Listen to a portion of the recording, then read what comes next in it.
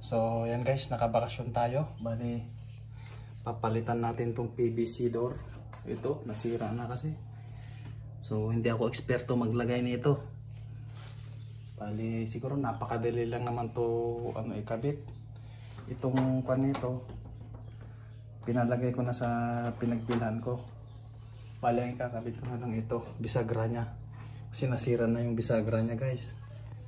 So yan, bali pumatak din yung binayaran natin ng 1.3 lahat. Ito PVC door 1.370. Yan, isang kasama na pala tong hamba nito. So ayan, umpisa na natin maglagay.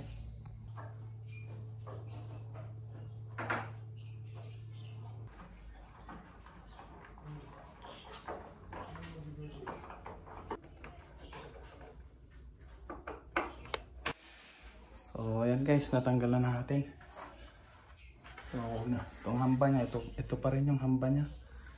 Kapalitan lang natin yung door.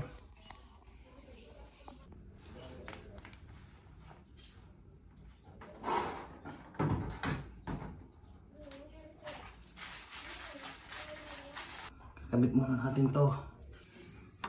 So ayan guys, yung guhit na yan, yung ito, i-align natin to dito sa may, parang ito yung align niya para hindi tayo magkamali.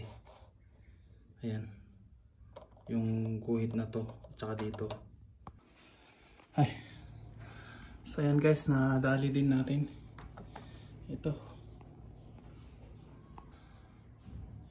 Ayan, nadali din natin. Napakahirap pag hindi ka talaga batido. Ipipix na lang natin. Ayan, bali ito, parang mali yata yung ko, pero okay naman na. I-check na lang natin. Yan na yung niya. Na lang natin yan. Final na lang natin. Yan guys, sa mga hindi marunong maglagay kagaya ko, yung mga baguhan, tip ko sa inyo, pagkatanggal ninyo yung lumang ganito, yung pinagbaklasan niya, doon nyo rin ilalagay yung itong isa. Tapos pag nilagay nyo lahat sa taas at saka sa baba, ngayon ang ginawa ko, kinuha ko yung luma, tapos yun din yung sinundan ko, pero nag-adjust ako konti. Bali, ang ginawa ko na lang, sinukat ko sa doon sa dulo-dulo, taas at saka sa baba, taas at saka sa baba. Tapos inuna kong inilagay dito sa taas at saka baba din, para yun yung guide ko. Tapos itong gitna, isusukat nyo na lang ng ganyan. Madali na lang yan. Yan. Tapos markeran nyo na lang, kunin nyo itong PVC, tapos markeran nyo na lang. So yan guys, walang problema dito na, okay na. Hindi siya sumasabit. Ang problema ngayon, ito, ano ba yan? Hindi rin yata batido yung naglagay nito. Baliktad, imbis na ito sa loob, tapos itong sa kabila sa labas. Ay nako, ako hindi rin ako batido umayos nito na naman. Sablay yung pinagawa ko. So babaklasin ko, tapos babaliktarin ko uli. Ay ano ba yan, nakala ko okay na. So yan guys, naayos ko na, hindi ko na videohan. Dito sa may butas yan dito. Dito may butas yung parang dito niya, yan. Tusukin lang ninyo yun, tapos hilain na ninyo. Pag tusok nyo, hilain na ninyo.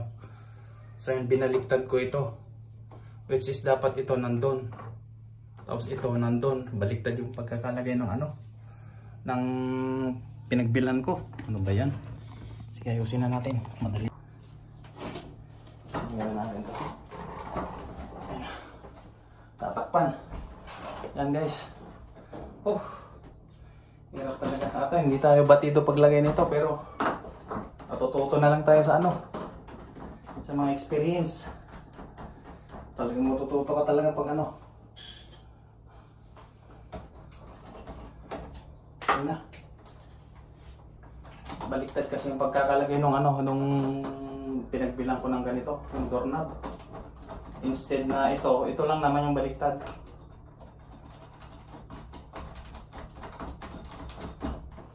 Kaya ayusin na lang natin eh.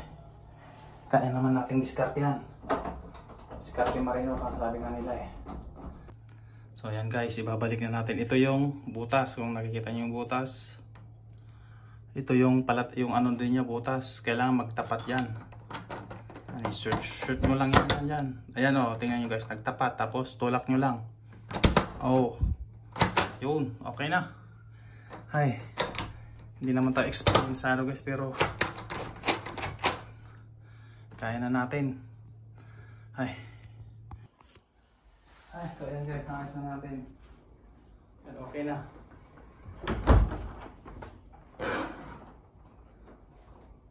Guys, maayos na tingnan. Ayos na.